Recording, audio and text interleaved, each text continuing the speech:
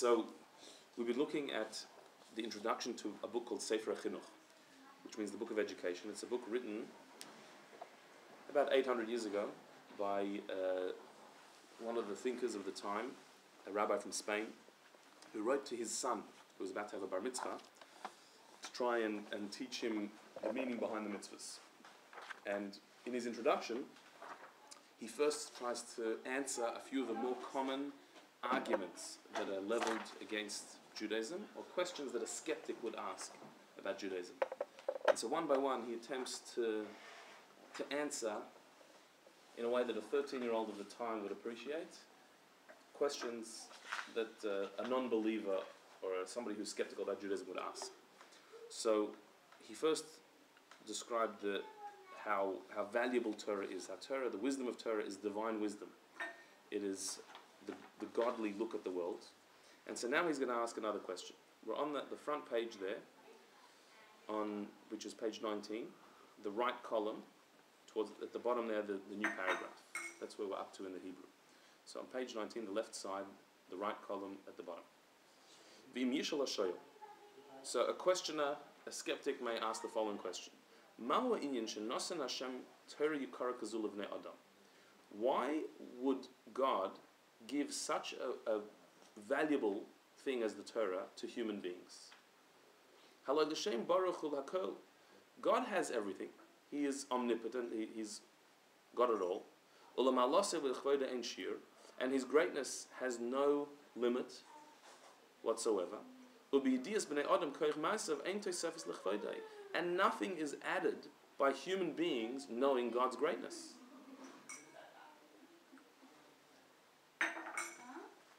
What's added by us having the Torah? What, God needs us to know His wisdom? He needs us to know how great He is. What is added? Because if you are perfect, so then nothing can add to you, nothing can subtract to you. So that there's a basic philosophical question. What does God gain from us having His Torah and fulfilling His will, studying His wisdom? Like, what does He get out of the whole thing? If you say that something's added to Him, it makes no sense, because you can't add to infinity. I mean, mathematically, it doesn't work. Infinity plus 1 is the same infinity. Infinity minus 1 is the same infinity. You can't subtract or add to infinity. It's not a number that is measurable, and therefore adding to it or subtracting to it makes a difference. So how can God giving us the Torah, how can that possibly add anything to Him? How can that increase? What's the point of the whole thing? Testing us? I don't know, maybe it's something relating to us and testing us and giving us something to code, something to learn with. Mm-hmm. I mean, it's more about us than right. it's about Him. But true. Just to help people to right. learn. But that only makes sense after we exist. After God has created the world and created us, and then He said, you know what, these guys don't know what they're doing, I better give them some direction. Yeah. So He gives us the Torah.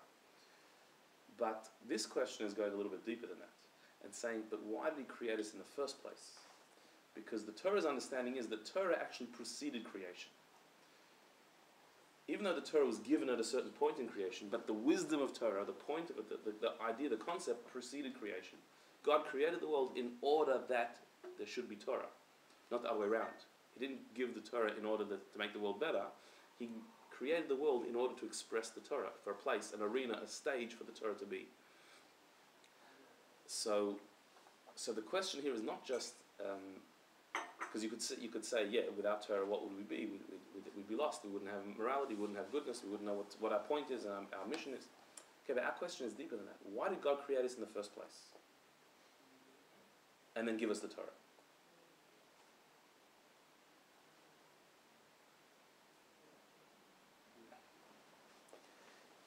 To say that something is added, that He was missing something, and we fulfill it, how can you say, how can infinity be missing something? How could God, who is everything, who is perfect, who is all powerful and complete, how could He be missing anything that we could possibly add? What about just simply say it was an act of love? Mm-hmm. Yeah. That you know. So does it mean that it's pointless? It's not that God needed to, but he wanted to. Mm-hmm. In that sense. Yeah. It was an expression of his Love towards whom? Like us? attribute of love almost. Hey? Love towards whom? It's Where do you his see love? creation. But if you're perfect, you don't need love. I mean, But to be God, he needs subjects. Otherwise, he's in a way. He's still God, but no one's like. Well, It's true. yeah, It's true. But you understood. could say that all these concepts of love and of giving and of being a God, they're all created too. That's all a part of creation. A part of his creation was the idea that to be a king, you need subjects. That was also created. Or the idea of love. Love wasn't there before creation. Love is also created. It's a created concept. It's a part of the creation.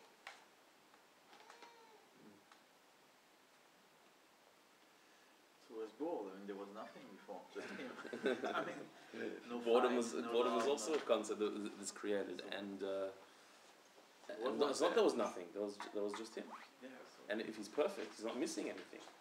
Bored means you're missing something. We get bored because we're empty. yeah. God's not empty. So this is a puzzling question. It's not a simple question.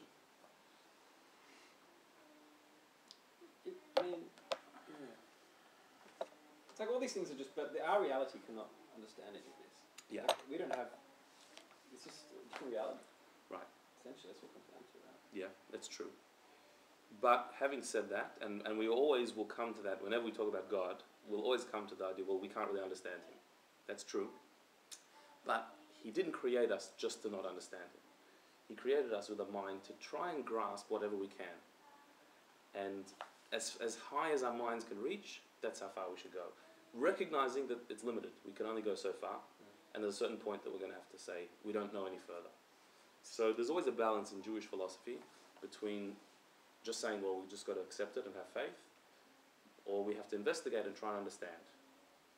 So if we can understand something, let's understand. If not, we'll leave it to faith, type of thing. So he says, the answer to this is actually simple. What's the simple answer to the question? Why did God create us? Why did he give us the Torah? Why did he do this? The simple answer is, that the human mind cannot grasp the ways of our Creator. To know why he did something, which is sort of what you said. The simple answer is we can't know, but meaning, by definition, we, a created being, cannot know what came before creation, because we're also part of creation. So we can't know God's motives for creation. We are post-created beings. We're part of creation. So we can't go back before creation and know why he did this. It's not possible.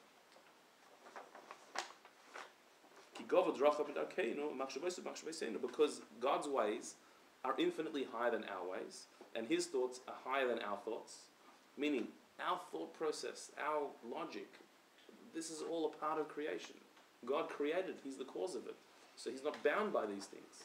So there's no way our mind can grasp what came before, what inspired him to create the world. Unless he tells us. If he tells us, fine, but for us to figure it out, we can't. And even if he would tell us, for us to understand it and grasp it and relate to it is impossible. Now, if he would leave it there, that would be a bit disappointing. So he does continue. On the fourth last line, just after those brackets there. Even though the real ultimate reason for creation is not revealed to us, it's not something we can understand. But we do have to believe that the Father of all wisdom, the Master of everything, which is God, everything he did was for some purpose and for something that's needed. There is necessity to it. It's not a whimsical thing. It's not just, well, he didn't have to create the world, he just did it and it doesn't really matter. It's not for that. There must be a purpose, and must be a reason. We can't understand always the reason. By definition, sometimes it's completely beyond us because God is beyond us. But we do have to we have to believe that there is a purpose and a reason. And so even though it wasn't revealed to us, the ultimate urge why God needed to create the world, but nevertheless, and we'll come back on the bottom line, we can discover top of the next paragraph, we can discover badavar in this matter ktsas tam, a little bit of an inkling of a reason why God created us. V'lomer, and we could say this: Ki yediz b'nei adam darkei Hashem mechuyeves lamalosei yisala. That human beings being aware of God is actually something that increases and expresses God's greatness. Again, by human beings having a relationship with Him, having an awareness of Him and recognizing Him, that itself is an expression of His greatness. Why?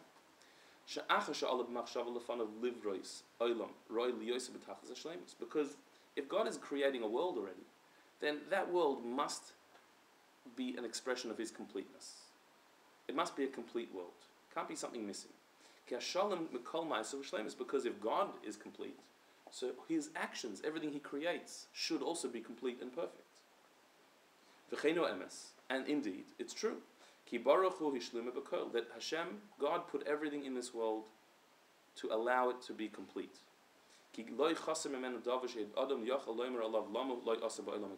There is nothing about the world that is missing that a person could say, why didn't God make this or that? The world is perfect. Can we see it this way? Right, well, why don't we see it that way? I mean, I'm sure some people do, but I don't. I think it's... Well, I'm not maybe on a grand scheme that I can't understand. Maybe it is perfect, but to me, I mean, I'm like missing things. And, right. It seems what he's saying is obviously not the case. Yeah. What, the world is perfect? It's a perfect world. So what does he mean? Depends on what level. Yeah. Like if you look at physics and science and whatever, so then the world is harmonious and it all has these beautiful rules and you can express it mathematically and all that. Yeah. But on every other level, it's not really like that. So why indeed? Why is it not like that? What's missing in the world? He says here that there's nothing in the world that a person could say, why didn't God make this? There's a book, Ari Kaplan has a book called, what's it called? If You Were God. If You Were God. And it goes through, let's say you had the chance to create the world and you could alter it, you could do it differently. It goes through a whole sort of thought experiment as if you were creating the world. And he basically proves there how you couldn't do any better than the world as it is. Why? Because if you think about whatever the world is missing, that's actually not that the world is missing it. It's that we have not tapped into what the world is offering. That really the solutions to all our problems are in the world.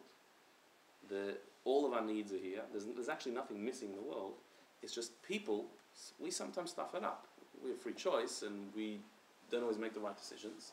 And so human beings do a lot of damage, but that's not a fault of the world. That's something within us that we have to overcome. So then there's a question: Can we mess up the world? I mean, can we destroy things that everything is supposed to be here? But can we, let's say, destroy something that was supposed to be a solution in the future or something like that?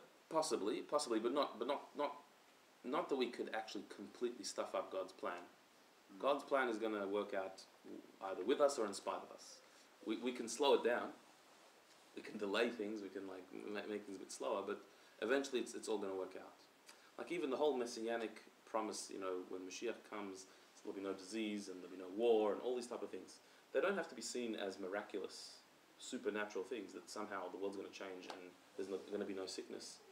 You could see it as we're going to see that the world has all the sources of our health and everything that we need. What about if we blow atomic bombs in every country in the world?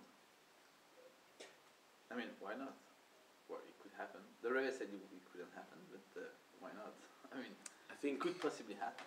In theory, in theory, it could happen. Yes, in theory, it could happen, but in practice, somehow that's not going to be. Or like yeah, a meteorite hitting the world. And right. Also, that in theory could. It could Yeah, happen. but we have the few. I mean, the meteorite is Look, every few years, or even less than that, there's some doomsday thing that like there's a meteor heading towards us, or the sun is about to It sounds like an explode.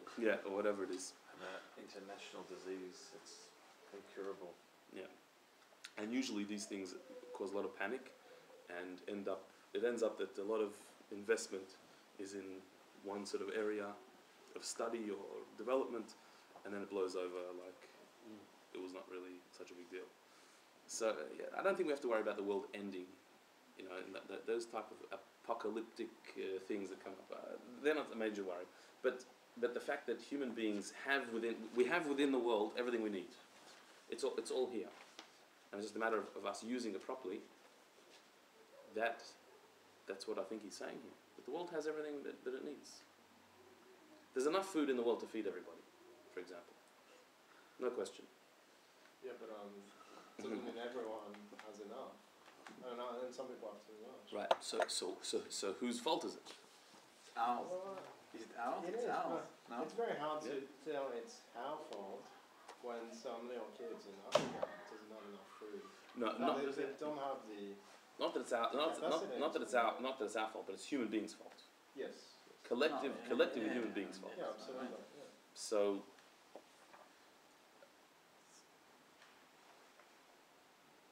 it's an interesting perspective. What about things that are part of the fabric of life, like painful death? Natural disasters. Yeah, like suffering. Like why is that part of the perfect world? We could just I think that death is a part of the world, because if we had no death, then our time wouldn't mean anything. But it doesn't mean that we have to die. We have to age horribly and then die in pain. Why do we need that? It's interesting, and according to the Midrash, aging was something that was requested by human beings. At the beginning of time, they didn't age. That's And interesting. Yeah, you can understand that.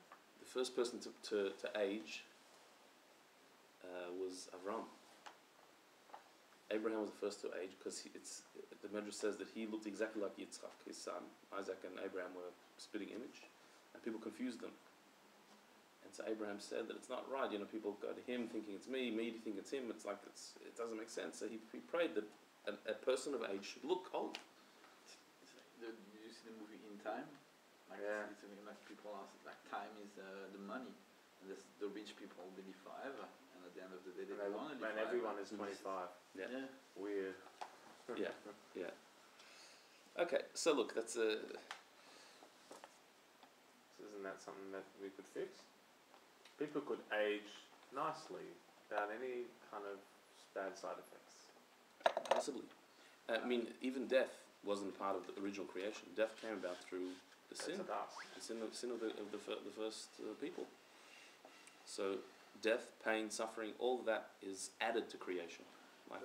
It was all part of the plan. Yeah, but also we wouldn't enjoy life that much. But the fact that it wasn't there originally and it came about through a human act means that part of the plan is for it to be undone. That it's not an integral part of creation. No. It's not the way God created it. Okay. And so therefore it's healable. It's reversible.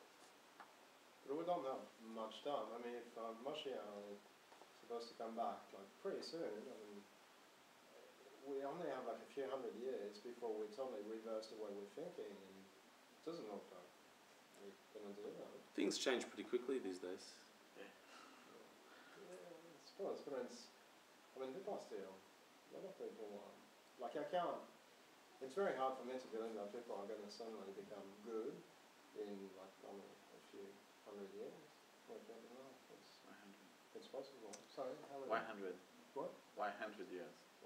Till the year 6000. Okay. Well, if you look, you can look at the world today compared to 50, 60 years ago. Look, you can see certain nations that 60 years ago were called monsters, and today they're mostly different. Not every individual is not complete, but I'm saying the world changes. Even the way that people have their basic, the secularization of society, where it used to be acceptable to be racist and sexist and all those other ists. Yeah, something like that. And that's The not last acceptable 40 anymore. That's a progress.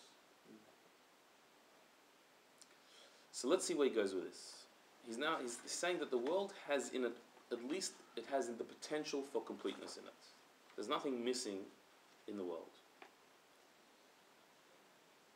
So there's nothing missing. We're on the line about 8 lines down from the top that starts with Ba'olamai Kain.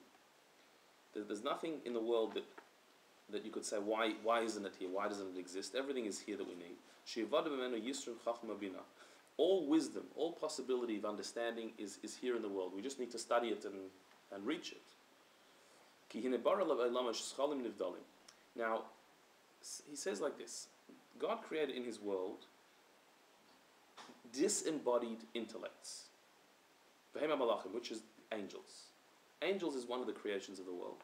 They are called disembodied intellects, meaning they have an awareness, an intellect, but they're disembodied. They're not in a body, physical body. And also God created intelligent beings who inhabit an eternal body.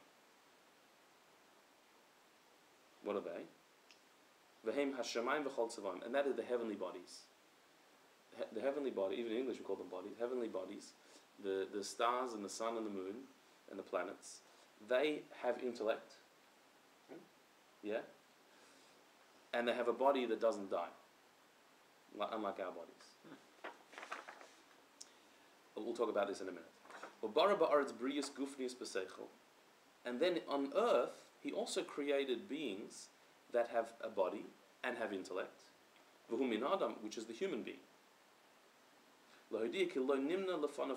This is to display, to express that there is nothing that a God cannot do. Even though physicality and intellect are two absolute opposites. They don't go together at all. Physical flesh and intelligence. Intelligence is a completely abstract concept and non-physical, whereas the body is a physical thing. God put them together, made a human being with a physical body and with intelligence. And that's what a human being is. Okay, so what's he saying? That the various levels of life, there are life forms called angels, which are intellect without body. Then you have the planets, which have intellect and have a body that is permanent. And then you have the human being in a flimsy body with intellect as well. Now the fact that there's intelligence in the planets, in the stars and the moon, so that's not something that we would have necessarily come across before. This is something Maimonides writes also, that they're intelligent beings, they have an awareness. What does it mean to have an awareness? So in Hasidic writings it explains that what it means is there's an angel in charge of every heavenly body. There's the angel of the sun, angel of the moon, and that is its awareness. And the orbit of the sun and the movement of the planets is an expression of an awareness. Like it says, we say it in the morning prayers, that the sun and the moon are bowing to God. That's why they're spinning around. They're constantly bowing to God. In a state of awareness, of worship of God. And so that's what they're doing. Why do we need to say that they have angels? Why can't we say that they're intelligent? Well, we can, but their soul is like an angelic being that's above them. That's like, in other words, the sun's awareness of God is because there's an angel that is directly connected with God that motivates it. I get it. Like, for me, the idea of angels and the idea of the sun having intellect is on the same level of belief. Like, I don't have any problems of believing one or the other. Right. Yes. It's not to make it easier to believe. It's just explaining that there's a shtalshus. There's a relationship between like a human being has a body and a soul. Mm-hmm. So they also do. Okay. Yeah. So instead of calling an angel, it's yeah. I know they say that one of the teachers in Chabad, Rabbi Yol Khan, somebody once asked him, what does this mean that the sun has intelligence, that Jupiter has a brain? Like, there's awareness in the moon? Like, Doesn't make any sense.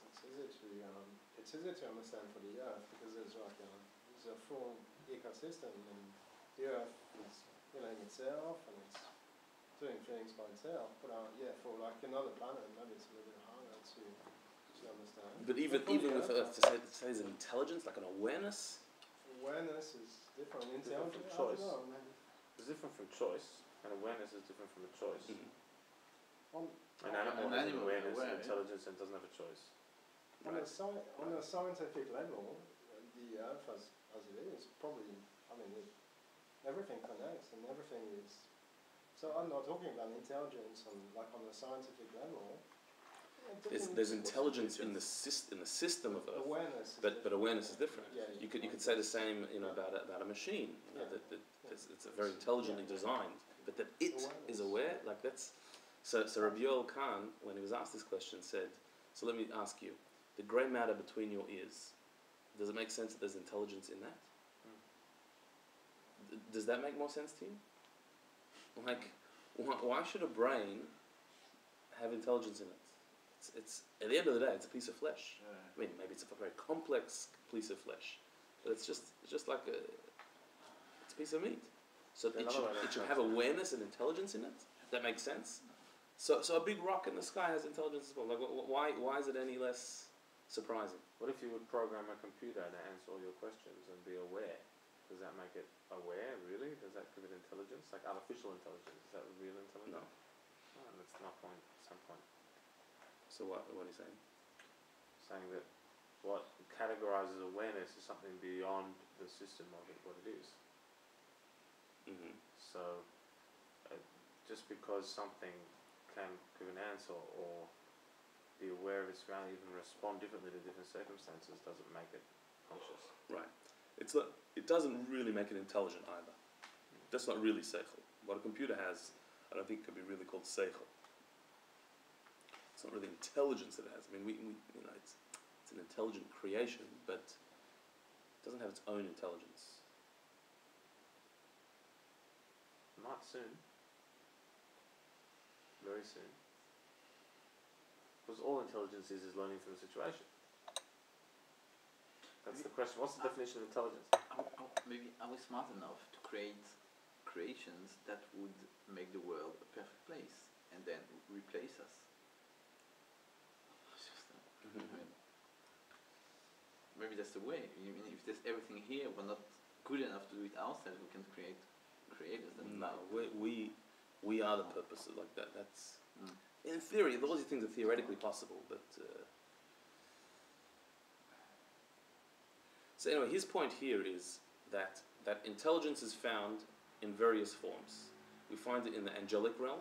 Angels have intelligence, but they have no body. We find it in the planetary realm, that they have an intelligence with a body that is constant.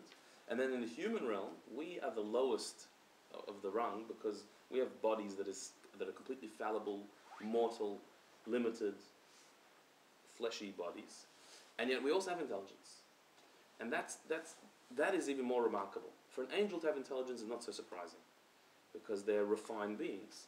Even for a planet to have intelligence is actually less surprising than us, because the planets are major bodies. These are bodies that are lasting bodies, whereas a human being is a flimsy little piece of flesh, and for there to be intelligence in that is an amazing thing. And so we are an expression of the complete power of God, that He's so in control that He can bring two opposites together, like the human body with human intelligence, put them together. It's one of the blessings we make, the blessing Asher Yotzah, that describes God as being mafli lasos, that He does wonders, constantly wonders. Well, how does He do wonders? Because constantly we see our body and soul are working together. That's an unbelievable thing. The fact that we have a consciousness and awareness in our physical body is a bizarre thing. We sort of take it for granted. That's, of course, like you're alive, like that's what you are. But that there should be a soul in a body, there should be awareness, intelligence in a brain. Like, when we talk about the soul, is that the same thing as the intelligence or awareness? And does the spiritual being, the angel, have a soul? does the heavenly body also have a soul? Yeah, yeah. Is it interchangeable? Yeah. The soul in general is referring to any abstract feature of our being. So, I mean, even feelings can be described as soul. Right. You know, the faculties of the soul. Because it's not a tangible part of Something other us. than physical? Okay. And so intellect is the same thing. The power of intellect is not a physical, tangible thing. So it's a part of the soul. It's a soul power. So let's see what the end of this thought is. So v'im kain. So if this is the way of creation, v'im is the last word on the line, almost halfway down the page. V'im kain al kol panim yischayv sheyeh oiseh seichel ma'urav b'chomer v'adam yodei yotzrei makira. So the greatest expression of creation is that created being, the human being, that has intellect within a physical form, should have an awareness and a recognition and a relationship with his creator. In order to fulfill his purpose in being created. Meaning, the greatest and most amazing thing is that a human being, a physical human being, can have an awareness of God. The fact that we can even talk about God is quite an unbelievable thing. We can even discuss the concept. Like, again, we take this for granted, but why should limited beings, created beings, have any concept of their creator? Their creator created their existence. So how can you know what the thing that created your existence, that brought you into being, how could you have any relationship with that? That itself is a remarkable thing. It doesn't actually make sense. And so that could only happen if the creator allows himself to be known by his created beings, by his creatures. If he somehow communicates to them, gives them a path to know him. And by us knowing God is the greatest expression of his power. Putting it in different words, the one thing that you could say could expand the infinity of God. How could you add to infinity? You can't, mathematically you can't. But one thing you could say would add to infinity is if finiteness can also appreciate infinity.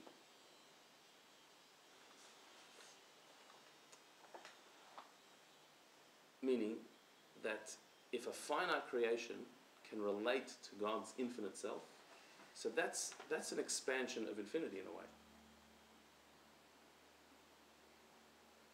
Or putting it in different words, if an imperfect world can reach out to the perfect God, so then that's taking perfection to another level. It's the conundrum of the rock and because you need that bridge. It's impossible for infinite to touch finite, or for something perfect to need anything that's imperfect. We're back to where we started. To need it, that's correct. But to even relate to it. Mm-hmm. Yeah.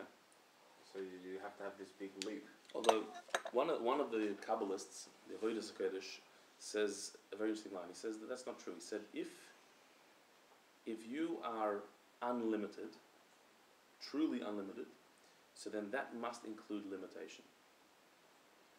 If you're beyond all limits, if there's no limit whatsoever to you, then limitation must be also a feature of your being, because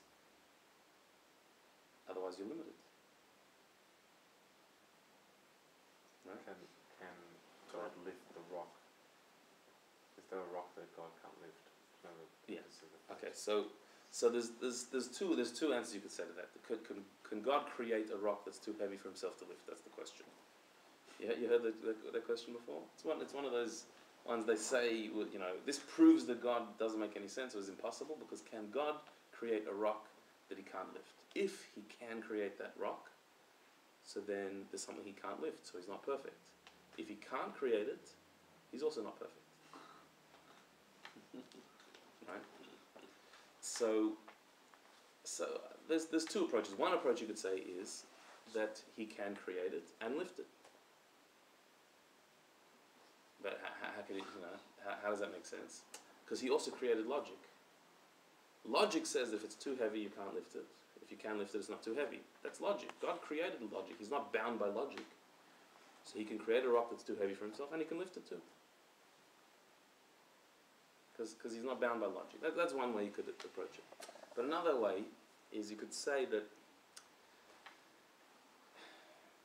when we say that God is all-powerful, he's complete, he's perfect, he's infinite, when we say that, what do we mean? We don't mean he's everything. There's a difference between being perfect and being everything. Being perfect means you have all positive virtues. You have anything that could be considered good, you've got it. That means you're perfect. Being everything means you've got good and bad. You've got pluses and minuses. You've got strengths and weaknesses, because you're everything. God is not everything. His perfection is not that he's everything. His perfection is that he's all complete, all powerful. So therefore,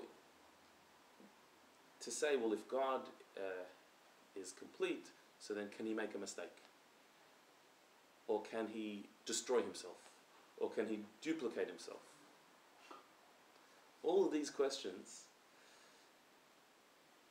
actually, there's a flaw in the logic. And that is, you're asking, can God do something stupid? Can God do something that is a minus? And to say that no, he can't do that is not a minus. That's a plus.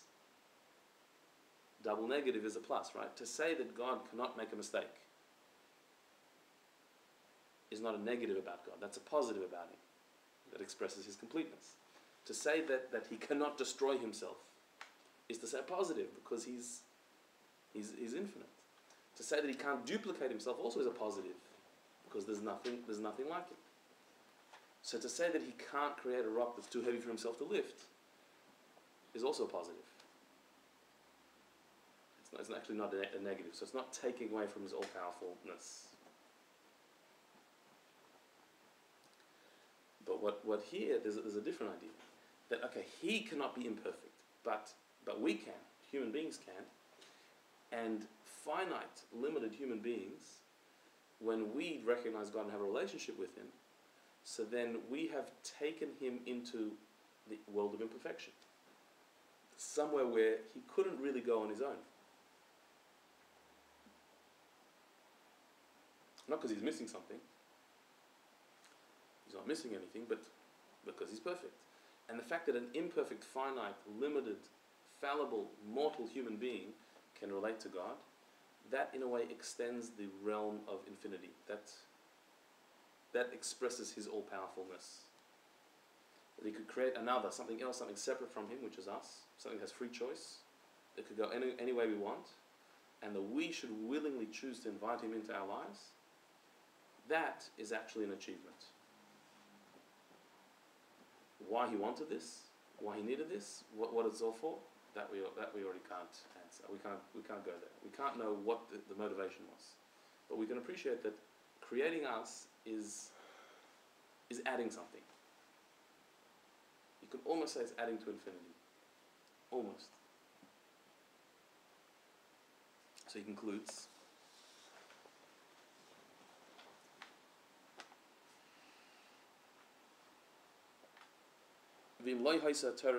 So therefore, if we wouldn't have the Torah, if the Torah would not have been given to us, then our physical body would drag our intellect to completely be involved in the physical world. We wouldn't see beyond ourselves. We'd be just like an animal.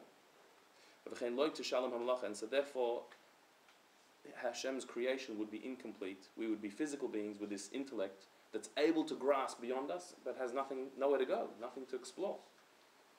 That in theory, the physical body of an animal and the physical body of a human are really the same. We're just slightly different shape. Even though our souls are different. But if we don't have a means to express that soul, to reach outwards, so then we'd just be another physical creation. So the Torah is God giving us the opportunity to relate to him and to transcend our limitation. And if we wouldn't have that, so then the world would be majorly lacking. נמצא לפי דברינו, שנשינס התורה להשכיל ליבוס בני אדם מחויבס לתשלום היצירס. So it comes out, according to what we've said, that the existence of the Torah, the presence of the Torah amongst us, fulfills the purpose of creation. Without it, the human being would have no way of knowing the divine will or relating to the divine. With Torah, like people in general, people like forever have been asking themselves if there was something else, something beyond. For us to know there's Torah, there's no Torah, I mean, we still would wonder the same question. Right. But we'd have no way to answer that question. Because you're right, human beings from the beginning of time have always searched for meaning and purpose, and like there's something in us that senses that there's something beyond us. The problem is there's no way we can possibly answer what is beyond us, because it's beyond us, by definition. So something that's beyond us, we can't get ourselves. So all we can do is assume that whatever it is, it's not us. There's something out there that's beyond me. We all feel that. I don't know what it is. So my assumption is that it must be something that's not me. So how can I get to there? By negating myself. So spiritual logic has always said that if you want to reach a higher place, you have to negate yourself by fasting, by harming yourself, by negating yourself, putting yourself down, somehow getting rid of the body to reach some higher thing. And that's what all spiritual paths have said. The problem with that is that is still just you. That's your opinion. But you need to hear what God's opinion is. Like, to relate to Him, to your Creator, He has to tell you. You can't make it up. And so that's why the Torah was a necessary thing. If the Torah hadn't been given, then, or if we lived in the time before the Torah was given, we would logically be saying, so when is God going to tell us what He wants from us? Because we can't work it out ourselves. It almost has to be that at some point in history, God is going to have to tell us, because we can't possibly know His thinking. And so that's what Torah is.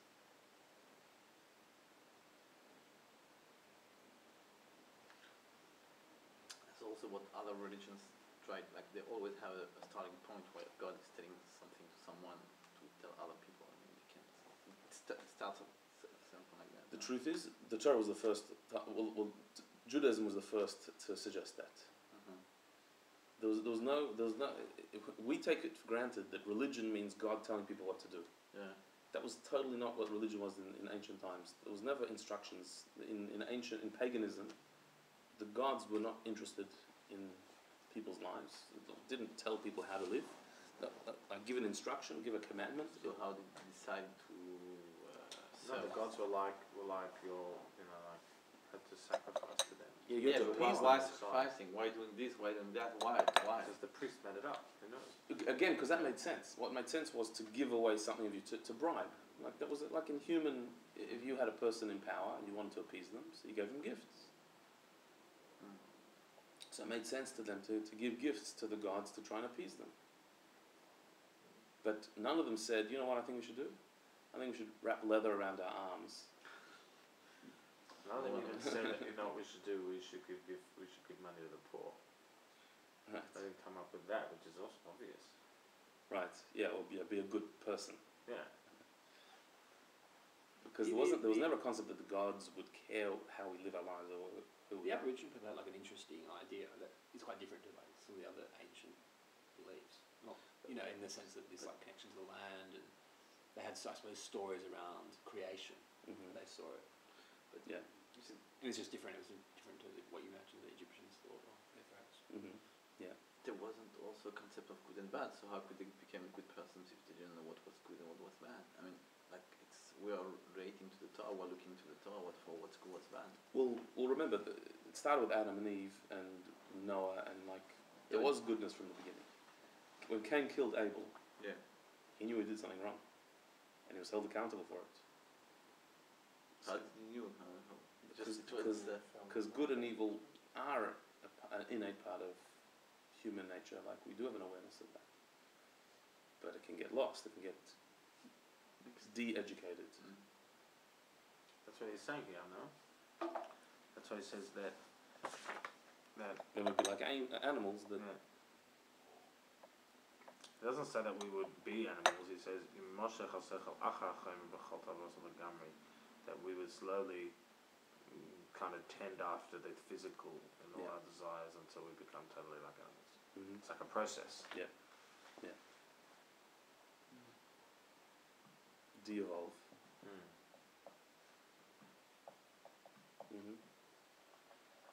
All right.